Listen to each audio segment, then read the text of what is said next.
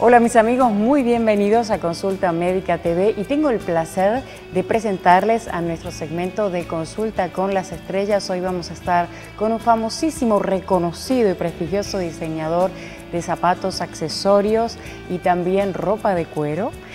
Nos abrió las puertas de su casa con su preciosa esposa y está aquí con nosotros Donald y Lisa Pliner.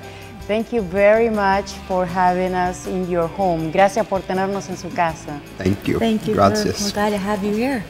En este segmento de Consulta con las Estrellas, nosotros normalmente hablamos de qué es lo que hacen las estrellas para sentirse bien. How did you start with Donald Pliner's company? My family was in the family shoe business, but I had worked for better shoe stores in Chicago. And I guess I was also very young and very fortunate where I was. I was in Beverly Hills. And it was surrounded with all the celebrities, and the store was literally originally it looked like a living room. You know, we served sherry, we served coffee, and it was just to have a fabulous time. It was like walking into your living room. I mean, it's like this house would have been like the store. But the idea was, in those days, it was called Papagallo. Eventually, I sold it and went into my own business called Right Bank Clothing Company and Shoe Company. And the whole idea for the first 10 years, it was the highest priced ladies' shoes, men's shoes, clothing. I had 2 stores on Rodeo, 1 in Camden.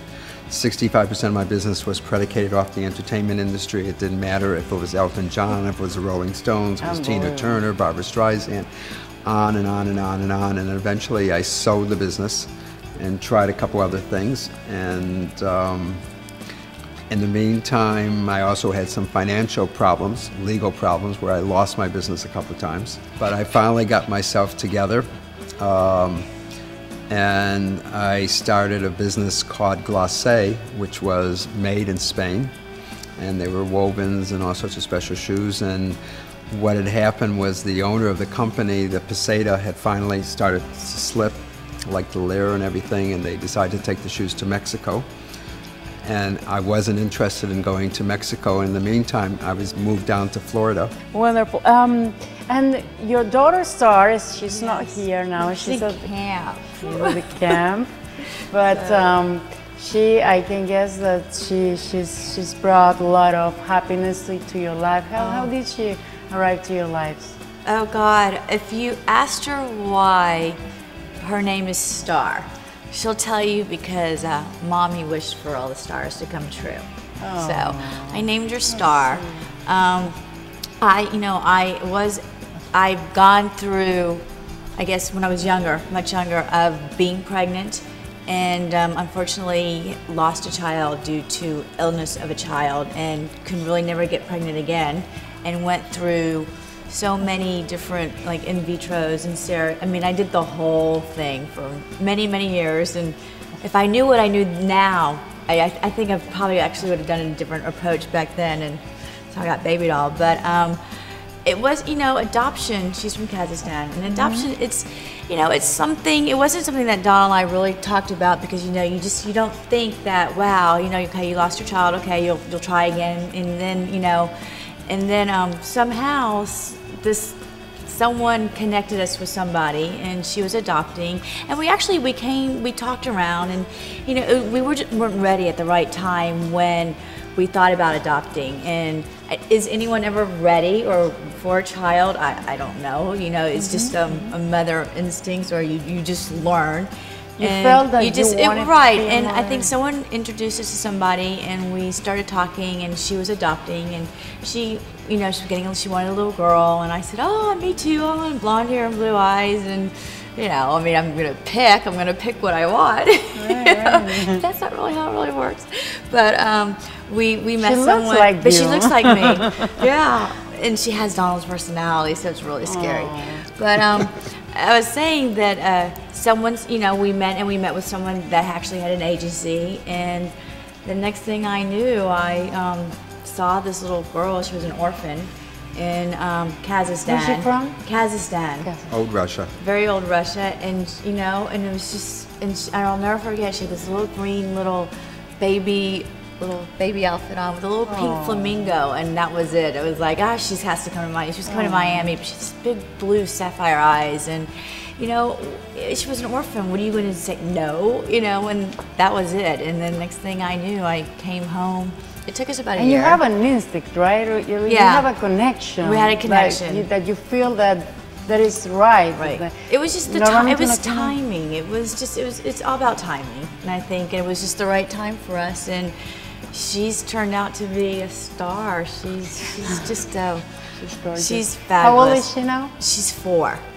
So yeah, I brought her. We went to the country when she's tall. She's very really tall. Well, she's that Russian blood, so she has that long legs. So all those guys are gonna watch out. I'm really not worried about her. I just laugh more about the guys because I know myself. And Donald, for you, Star has been an inspiration to create any specific line. Well, ha sido I mean, I think su hija una inspiración para crear una línea específica dentro de sus productos. See, I think the most important thing was the Peace for the Children Foundation. Is when we were there, and with all the devastation and the killing that was going on, we started a foundation called Peace for the Children. And originally we started off that if something had a peace sign on it, could have been an ornament, it could have been a zipper pull, it could have been anything, we would have donated a proportion to the foundation.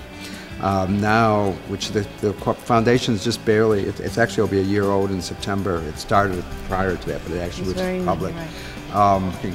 And the whole thing is it's communication, is that when children learn to communicate, that's how we're going to have peace in the world. And Lisa and I now got involved with a foundation called Kaboom, which is based out of Washington, D.C. It's backed by the Office Depot and NFL. They have built over 1,100 parks in America already, and we'll be the first one, and we're actually launching it here in Miami, actually at the Children's Museum. And on September 19th, actually, we'll be building the first park here in Miami. ¿Tienen mucha gente trabajando con ustedes en esta misión?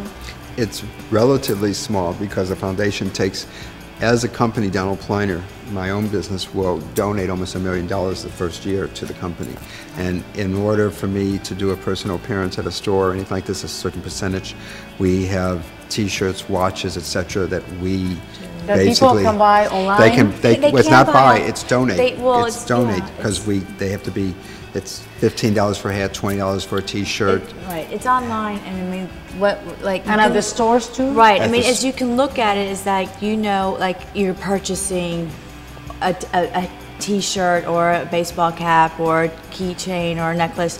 That it's not like you're buying it. You're donating some money to our charity, and as our gift to you was, okay, you can get this T-shirt or you can get this hat. So it's not like you're buying. It's like we're giving you a gift because you're giving us a gift. This is a very important question. Esta es una pregunta muy importante. ¿Qué necesitan ustedes de la comunidad? What do you need from the community? How can we help you?